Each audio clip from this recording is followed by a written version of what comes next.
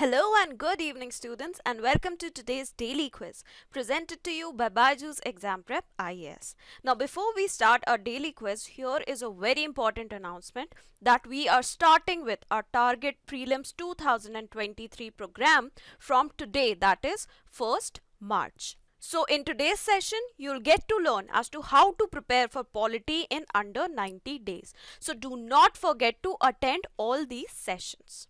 Now, let us take a look at our first question. Which of the following statements are correct? The B20 is the meeting of the bureaucrats belonging to the G20 nations. It is an unofficial meeting and not affiliated with the G20. Now, the second meeting of B20 out of the 4 meetings that will be scheduled in the Northeast is hosted by Aizawl.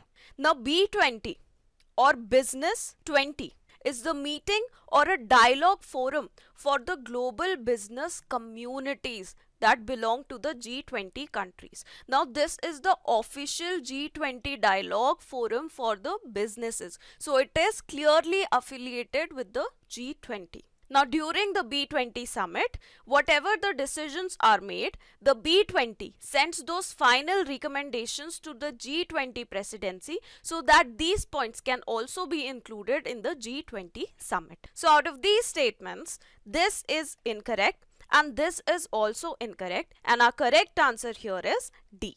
Now, the next question. How many of the below are included in GDP? A car that gets assembled in India, a pack of screws that will be used for the assembly of the car, a software program developed in India by a foreign company, a finished computer imported from Russia to run the program on. So we have taken this question because recently the GDP growth figures were released by the government of India, and our GDP for this quarter has slowed down to a 3-quarter low of 4.4%, and we'll have to grow by at least 5.1% in the last quarter of this financial year, that is Jan to March 2023. Now, GDP, it is the sum of the final goods and services produced within a country's boundary. So, these two are very important terms in GDP's definition. So, if you see over here, this will come under GDP because this car is a final product. The assembly will be done in India and a final product that will be eventually sold in the market, it will be made over here. This, however, is incorrect because these screws, they are not the final product. They will be used in this car for the assembly of this car. So, they are intermediate products. And these products, they are not included in the GDP. This is correct. Software program that is developed, it is a service that is produced in India, even though if it is by a foreign company, because it is produced within India, that is why it will be included in GDP. This, however, is incorrect. The imports, they are final products produced in another country, so they are not included in GDP. So our correct answer over here is B. Now the third question. How many of the below are true about the whip system? This feature was borrowed from the Constitution of USA. One-line whip is the strictest of all whips and directs the members to vote according to the party line. Violation of a whip can lead to the disqualification of the member under anti-defection law. We have taken this question because in Maharashtra, the Supreme Court has said that all the MLAs, if they defy the whip in the house, they will get disqualified under the anti-defection law. Now, the whip system, it is inherited from the colonial British rule. So, we can say that it has been inherited from the British Constitution, and it is often used in the parliament for floor management by the political parties, so that the members of the political party who are elected in that particular assembly or particular house, they follow the ideals and the decisions made by the political party. Now, there are 3 types of whips. We have one-line whip, which is just to inform the members about a voting process that will take place. Now, this also allows the members to abstain in case they decide to not follow the party's decisions. Then we have the 2-line whip, which is issued to direct all the members to be present in the house at the time of voting. No specific instructions are given here as to what kind of voting can they do. Then we have the 3-line whip, which is the strictest whip that is issued by a political party, directing the members to vote as per the party line. So over here, this is incorrect. It was borrowed from British. This is also incorrect because 1-line whip is not the strictest. The 3-line whip is the strictest. This is true as stated by the Supreme Court in its decision. Yes, violation of a whip can lead to disqualification of the member under anti-defection law. So our correct answer here is A. Now the 4th question. Which of the following are true regarding idol thefts in India?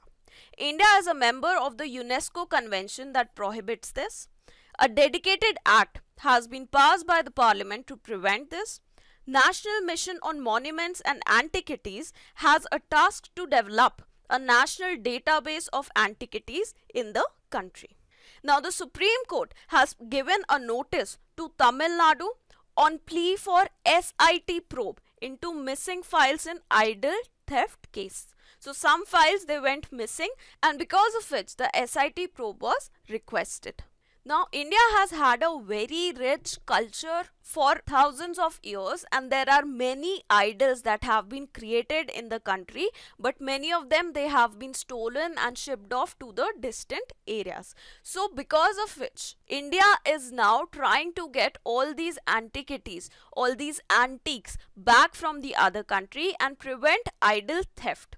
Now India is a part of UNESCO's Convention on Prohibition of Illegal Trade of Cultural Artifacts. The state in question, that is Tamil Nadu, has also a specialized unit that has been set up in the state to curb the trade of such antiquities. Apart from that, a dedicated act, the Antiquities and Art Treasure Act 1972 has been put into place to keep a check on this issue. Moreover, a national mission on monuments and antiquities has been started by the Government of India way back in 2007 for documenting the various antiquities in the country in order to prepare a national database. Apart from that, the mission will also help in establishing connections with the other countries in order to retrieve any smuggled antiques from the country. It will also improve or increase public awareness and increase public participation with regards to safeguarding of the antique wealth of the country. So out of these, this is correct, this is also correct, and this is also correct, and our correct answer is D. Now we come to a PYQ.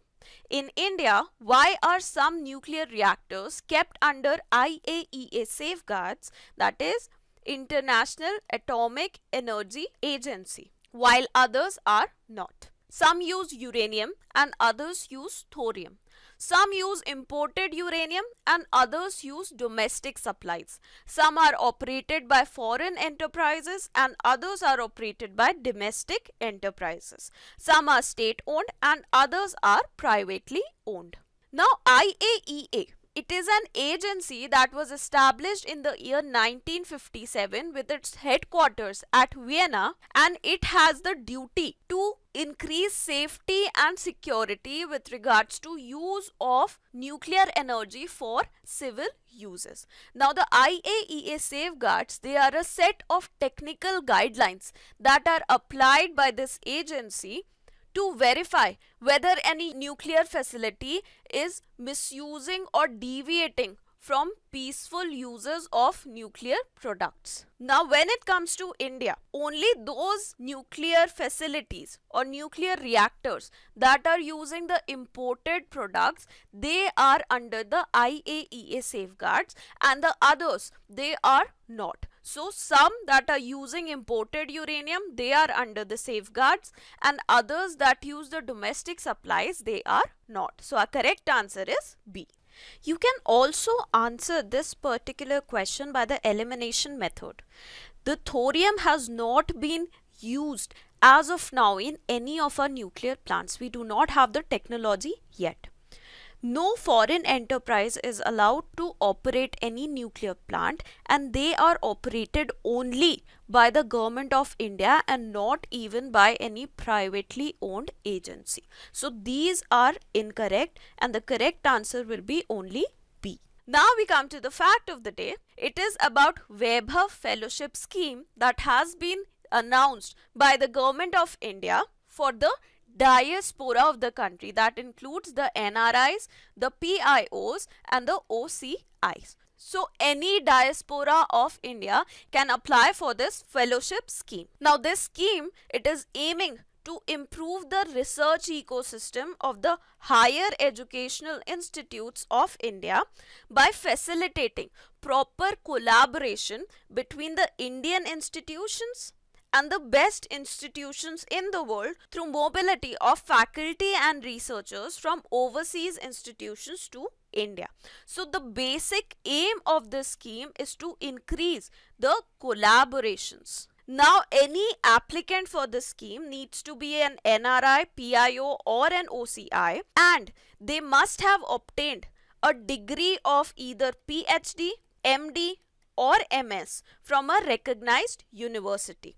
They should also be engaged in overseas academic or research or industrial organization with a proven track record of research and development and a plan to work for a minimum of 1 month to a maximum of 2 months a year in a research institution or academic institution of India. So with that, we come to an end to today's daily quiz. I hope you were able to understand everything that was discussed over here. So do not forget to like the video, share it and subscribe to our channel for more such updates. And also do not forget to attend our Target Prelims 2023 sessions that start from today. So thank you very much and have a very good day ahead.